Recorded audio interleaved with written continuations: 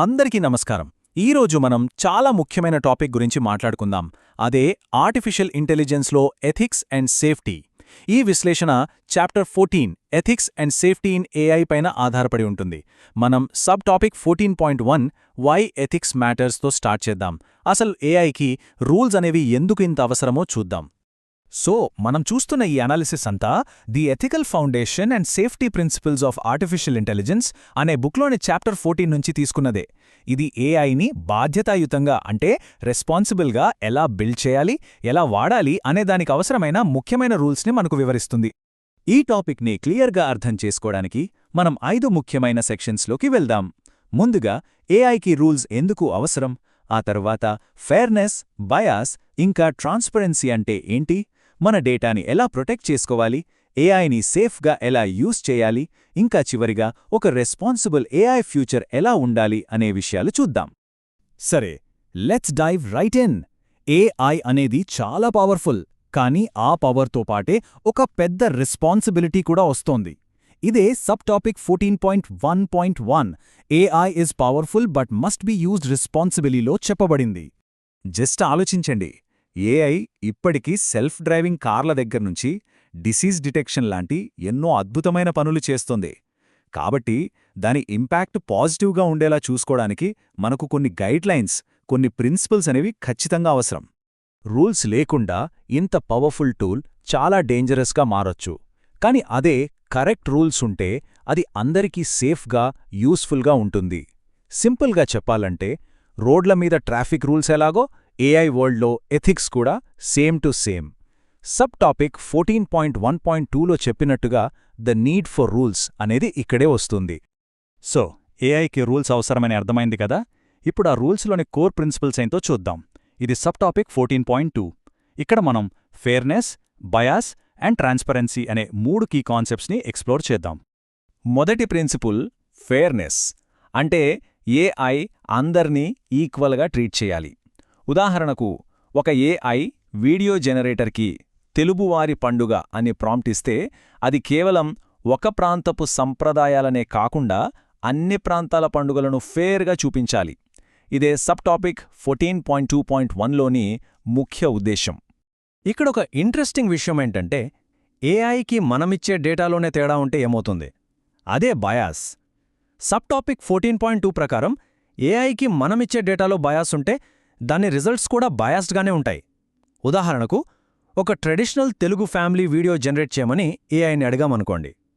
దానికి ట్రైనింగ్ కోసం మనం కేవలం పాత సినిమాల డేటా ఇస్తే అది ఇప్పటికీ ఏమాత్రం సంబంధం లేని పాతకాలపు పద్ధతులను చూపించవచ్చు. ఇది ఏఐ ఫాల్ట్ కాదు, మనమిచ్చిన బయాస్డ్ డేటా ఫాల్ట్.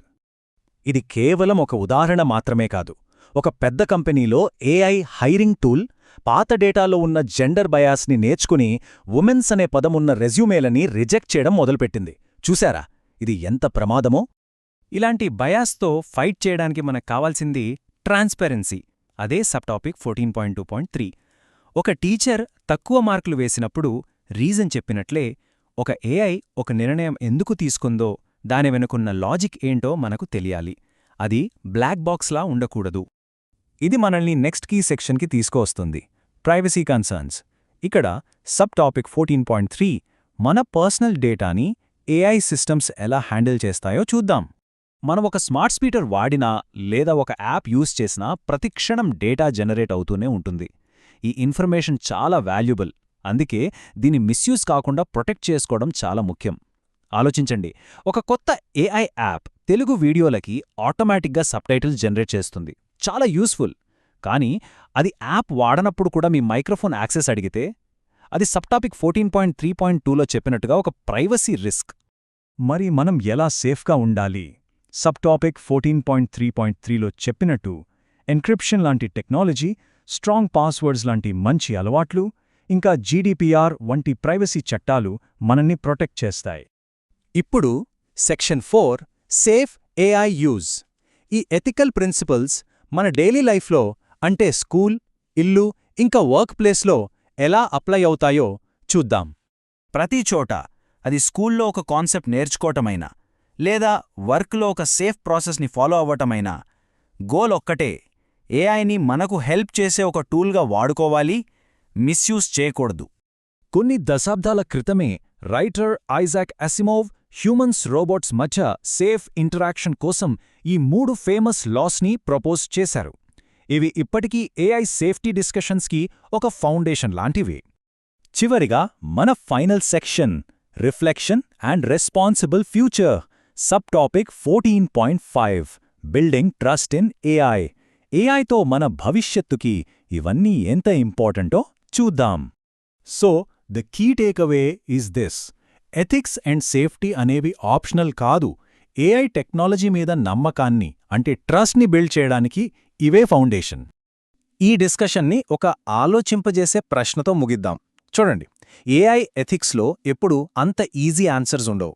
ఒక సెల్ఫ్ డ్రైవింగ్ కార్ ఒక చిన్న జంతువును గుద్దేయడానికి లేదా పక్కకు తిప్పి కార్కి చిన్న డ్యామేజ్ చేసుకోవడానికి మధ్య చూస్ చేసుకోవాల్సొస్తే దాని ఏఐ దేనికి ప్రయారిటీ ఇవ్వాలి, ఎందుకు?